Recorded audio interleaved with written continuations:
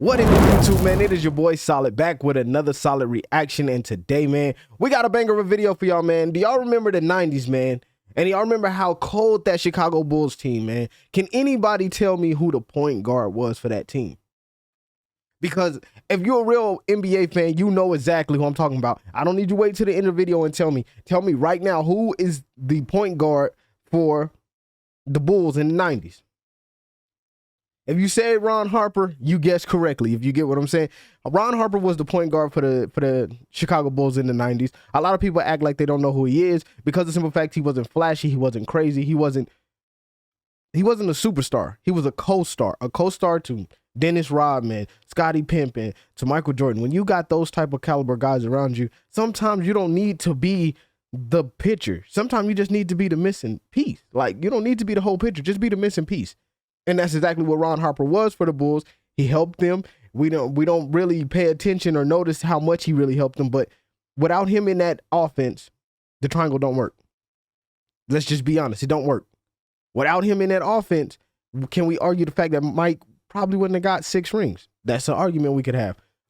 Without him being on that floor or being able to lead or help whenever there was help needed, we can honestly say that we probably wouldn't have seen the development the way we've seen the development of the dynasty of the Bulls. But, man, we're going to go ahead and check this video out, man. Before I get into this one, man, hit that like button, subscribe to this channel, and turn your notification on so you never miss another solid reaction, baby. But let's go ahead and get into this one and see what's going on. The 1990s Chicago Bulls, a dynasty that dominated the NBA for most of that decade. An era where some fans look back and say, wow, that was an amazing time for basketball. So many superstars, so many of the greatest players of all time playing in the same generation. The Chicago Bulls were on the forefront of that with household names like MJ and Scottie. Then other supporting stars like Dennis Rodman. We also know about some role players like Steve Kerr, who hits multiple clutch jump shots, including the championship-sealing shot in Game 6 of the '97 Finals. Knocking them down. My boy Steve Kerr. We've heard of other guys like Tony Kukoc and Horace Grant. Horace Grant was good. I do fuck with Kukoc, though. That's my boy. But today, we're going to talk about Ron Harper. Yes, sir. The starting point guard of the Bulls from 1995 to 1999. A crucial yet forgotten piece of their second three-peat. And a guy who sacrificed more than possibly any other player in the history of basketball. How's it going, folks? My name's Andy, and let's get... He took a back seat. You got to understand, he took a back seat to some champions. Like, we can honestly argue the fact that all 3 of them could have won rings by themselves on other teams, Dennis Rodman included. We could have argued that Harper probably could have won one by himself. But I'm not going to argue that because, that's just not what we do. But, man, it's just simple things like that. He took a back seat, but he took the back seat for the right reason. He wasn't selfish. This is an unselfish player. This is a good player. This is what we're talking about right here. Get started. But before we start, I'd like to give a big shout out to Matt Weldon for sponsoring this video. Let me go ahead and boop, overall nigga. Pick in 1986. Was the From 8th? his Okay. rookie season until the 93 to 94 season, he put up averages of 19, 5, and 5, with an average usage rate of 25%. But then, from the 94 to 95 season until 1999 on the Bulls, his number dropped off significantly. Part of it was because he got older, but that's not the main reason why. Before joining the Bulls, he was on the Cavs and Clippers, where he was on average a top 20 usage rate player during that era.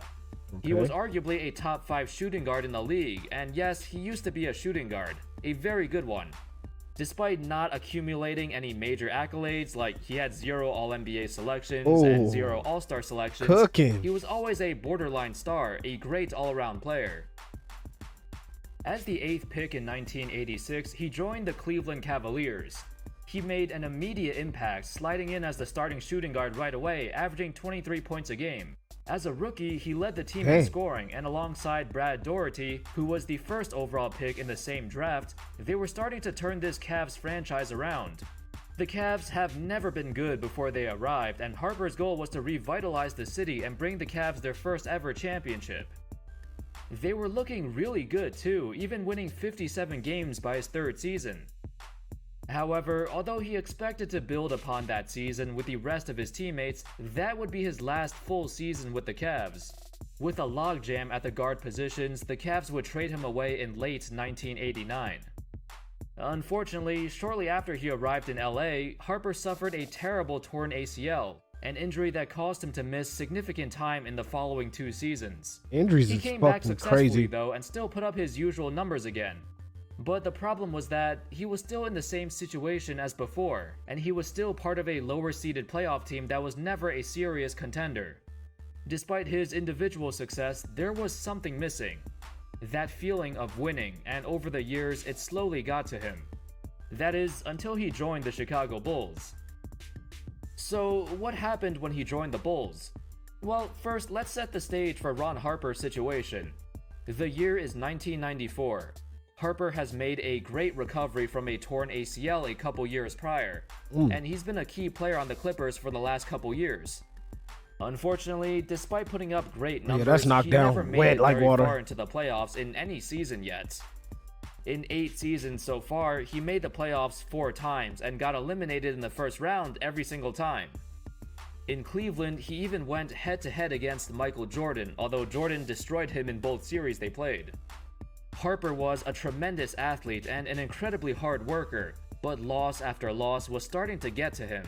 Oh, He said good. that Good you lob. work out every offseason, you're training your butt off to prepare for a great year, and you lose. After a while, that just stinks. So now, Harper was looking for a change of scenery, and in the summer of '94, he decided to sign with the Bulls. Now, at this time, Jordan was still in his first retirement playing baseball, but he would return shortly after. For Harper, adjusting from being the star on his teams, the first or second option for so many years, to now playing as the 4th or 5th option was very hard to swallow.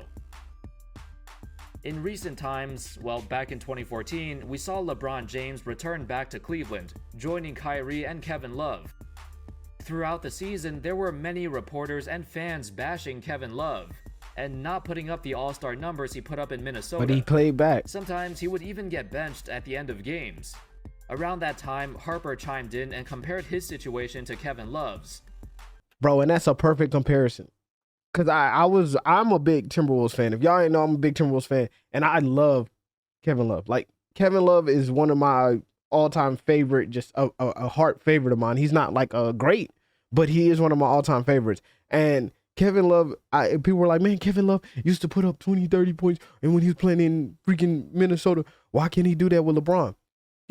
Sometimes you have to take those cuts. You have to be a better passer. When you got a slasher on your team like LeBron James, and you got a guard on your team like Kyrie Irving, who is very shifty, you're going to be off the ball most of the time. Sometimes you're just a spot-up shooter. You're not doing what Kevin Love was doing in with the Minnesota Timberwolves. Kevin Love was backing people down. Let's not forget, he was one of the most mid-range, prolific power forwards we've ever seen. He was, right here. He made Mike's mid-range game relevant again in the 2000s, the late 2000s. Like, let's just be honest. Kevin Love was really good at that. And we don't take into consideration that he had to take that back seat because now he has 2 people on his team who need the ball. Like, they need it. They can't move without it. Kyrie is not, let's be honest, off ball. What does Kyrie do? Have you ever seen Kyrie make a play off ball? LeBron James, off ball. What have you ever seen him do? You can't tell me that Kevin Love can survive in a habitat where he has people who need the ball. That's the same thing with the Brooklyn. Brooklyn is the same way. Nobody can survive. James Harden was too much of an on-ball player. So is Kyrie. So is KD. It's too much. I need the ball. Get the hell out of my way. And not enough of, man, you know what? You got it, bro. I'm going to step back. I'm going to get the rebound, and then I'll get my buckets off rebounds. I'll get mine off of steals. Like separating himself to try to get buckets on his own instead of needing the ball. But if you really look at it, a lot of the players in today's game can't do much off ball, and that's what makes the game so standstill. You don't see people really do. That's what makes the Warriors so freaking good. Everybody is off ball. Look at Stephen Curry off ball. He is running. Like, why are you running this much? Klay Thompson, same way. He's running. Why are you running this much? Draymond Green, same thing. They're running. Wiggins, that's why Andrew Wiggins is so perfect for the Warriors. That's why Poole is so important to the Warriors, because they know how to run in the offense. They just running. They're just running to be doing it. They're not really even just doing stuff. They're just running off screens, coming off this, coming off that. A lot of superstars in today's game don't play off ball. That's what kills them. Even when Mike did it, he didn't play off ball. Let's just be honest. Mike didn't play off ball, really. Like every once in a while, you'll get a mean cut off Mike to the basket, give me a dunk, you know, something like that. But really, Mike was always, yeah, I'm slow walking. Give me the ball. Give me that. Knock down. Let me work him right here. Knock down. That's how a lot of players are. And it's just crazy that people don't know that sometimes you got to take a back seat to actually win championships. And I 100% agree with what Kevin Love did. I don't agree with him going to Cleveland, but I do agree with taking the back seat because sometimes those backseat players are what change the game. Those backseat players are what make the game great again. That's what it is. I'm just being honest. That's me, though. Harper recalled, "I struggled sitting on the end of the bench. Phil told me, keep your head up, you'll get your chance. When we got to the playoffs and we played Penny Hardaway, a big guard, Phil said, you're going to start. I want you to guard Penny Hardaway. But I'm Exactly. the 11th man on the bench. Phil said, next season I see us going with big guards, you, Scotty, and MJ. This is your chance to show me that you can play point guard." And so he played point guard. Playing next to Scotty and MJ forced Harper to adapt his game and change his entire playstyle. Exactly. It's similar to what happened with Kevin Love in Cleveland. He went from being a post-up player and great passer out of the pick and roll to shooting nearly half his shots from. Do you understand what I'm saying now? This is what I be talking about. People act like, Solid don't know what he talking about when it comes to sport. No, I might not know much about football. God damn it, I might not know much about soccer. But when it comes to this basketball, I know this. This is what I know. I know this through and through. You can't tell me I'm wrong. I mean, maybe you could. Maybe you have some honest opinions why I'm wrong. But you get what I'm saying. This is what I'm saying. Kevin Love took that because he knew that's what the Cavs needed. That's what they needed. From three, because that's what the Cavs wanted him to do. Back then in Chicago, Harper went from the guy initiating the offense and calling out ISOs for himself to the guy who gave the ball to MJ and stood in the corner. However, through this time, Harper reinvented himself as an excellent defender and mid-range shooter, which he was never known for before coming to Chicago. But that's what the Bulls needed him to do, and he responded very well. For the next 3 seasons, the Bulls would win 3 more championships. Harper's role still remained the same through all that time. Since he was 6'6", he had the ability to switch onto shooting guards and small forwards. His versatility allowed the Bulls to run many different lineups without worrying about their defense. That's one of the things people don't really talk about. The Bulls were indeed very talented, but they were essentially able to interchange any players from point guard to small forward. Because MJ, Harper, and Scotty can play all 3 of those positions due to their size and length. That's something we never really talk about either. Harper developed a very. That's another thing that we never really talk about either, is that the Chicago Bulls really didn't have a point guard situation. They were all small forwards. Like they're starting, it was small forwards and center and a power forward. Like let's just be honest. They were all small forwards. Scotty, Mike, and Harper, all power forward. I mean small forwards. Not a single one of them is not a small forward. They all meet the criteria for small forward. So maybe that's something that a team now needs to look at. Maybe we don't need to run no point guard. Maybe we don't need a shooting guard. Maybe we need forwards, small forwards.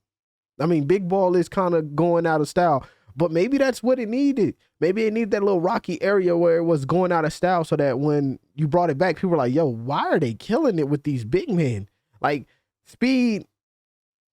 Giannis is the equivalent, and it shows me if Giannis, let me think, KD, yeah, let me think of a not so good.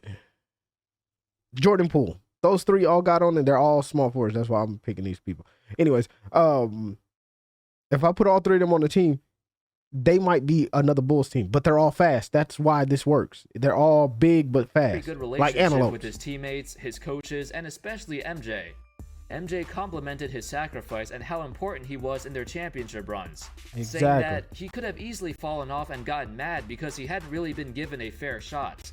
But he stepped it up and said, hey, I'm going to contribute in whatever fashion. Most guys who have averaged 25 points and been the star on another team, sometimes it's hard for them to take a backseat role in another system and find a niche where they can fit in and be successful. Not Ron. I'm really happy for him. That's Carmelo Coach Anthony. Phil Jackson also praised him, saying how the transformation of Harper's game was what the Bulls really needed to win. He said Harp realized that when Michael came back, he had to take a back seat from the offensive end. Although he had a rather disastrous offensive year that first year for us, he realized that if he was going to play and contribute to our team, he was going to have to do some other things. And he knew that defense was one of those areas he could do it in. He understood what he had to do, and he has done a good job at it. Yep. Harper responded by saying that, "When I came into this league, I realized that when you play on bad teams and lose games and then go to a team that has a very fine chance to win a title, that's much better. So I changed teams and I changed roles. Some guys in the league, they can't change their roles at all. It's just because they're hard-headed. I'm not that kind of guy. I think I know what's best for this team." Exactly. A few years go by, and by 1999, with MJ retiring and Scottie leaving, Harper would go his own way as well. Didn't he join In the summer, he the would Lakers, sign right? with the Los Angeles Lakers, reuniting with Phil Jackson. Harper would once again take on the duties of starting point guard, playing a similar role like in Chicago, but this time alongside a young Shaq and Kobe. For the next 2 seasons, he would be the Lakers starting point guard as they won multiple championships. Harper became the veteran leader on this team, which they really needed, especially when it came to controlling the egos in the locker room.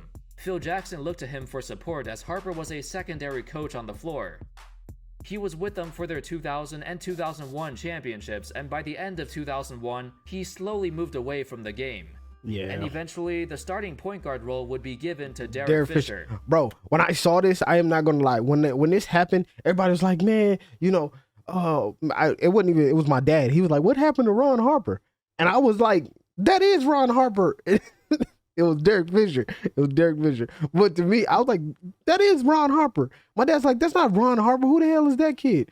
And then he turned to because this is before internet. So I didn't get to, if you didn't see the trades on ESPN that happened, or you didn't see the draft on ESPN when it happened, you just didn't know until the season started. So Fisher was that. That's why I was like, "Nah, that is him." My dad was like, "Nah, that's not him." I'm telling you, that's not him. So I thought Fisher and Harper were the same person for all of a year. I legit thought that's who it was. I'm not even gonna hold you. And it still eats me up, but it's hilarious to me now. By the end of that season, Harper retired at the age of 37. He finished his NBA career with 5 championships. Crazy. And That crazy. I just thought about that. I'm gonna finish it first, and then I'm gonna tell y'all something. that sums up the career of Ron Harper, probably the most forgotten player on those Chicago Bulls teams. He was a borderline star before joining the team, but sacrificed his touches for the better of the team. Nobody really talks about him anymore, but he was crucial to the Bulls' defensive game plan, allowing MJ and Scottie to get a breather on that end. When we talk about big point guards, he was one of the first ones, one of the first good ones. Yep. The advantage of being 6'6" allowed the Bulls to have so much versatility, Oh, especially knockdown. when matched up against other point guards of that era. Anyway, that's all. All right, man, that is the end. But I wanted to make a quick statement, man. I just noticed it. It is crazy that the Lakers have had a player from every dynasty. Like, real talk, every dynasty. They had what's that boy's name? Dang, Fox from the Boston dynasty. They had Harper from the Chicago dynasty. And they're the Lakers. That's the Laker dynasty. They've had a dynasty. They've had a player from each dynasty on that Lakers team in the 2000s. Like, real talk. That Lakers team had 3 dynasty players. So, and then you also got to think that was combined with Shaq and Kobe. 3 dynasty players with Shaq and Kobe. That 2000s team was different. That thing was different, man. But man, yeah, all shout out to Ron Harper, bro. Ron Harper was, the guard we all needed. And a lot of people don't know this, but he was very good. And I'm giving him his flowers while he's alive. I don't know if he's in the Hall of Fame, but he should be. But just on the whim of him sacrificing his career for the extra 3 championships. That's we got to give him props right there alone. And that's just what it is. But man, if y'all guys did enjoy this video, man, do your boy a favor, man. Hit that like button. Subscribe to this channel and turn your notification on. And if you're enjoying this content, go ahead and check out one of my other videos over here on the left side. And maybe it might be something you enjoy. I'll see you in the next one. Peace.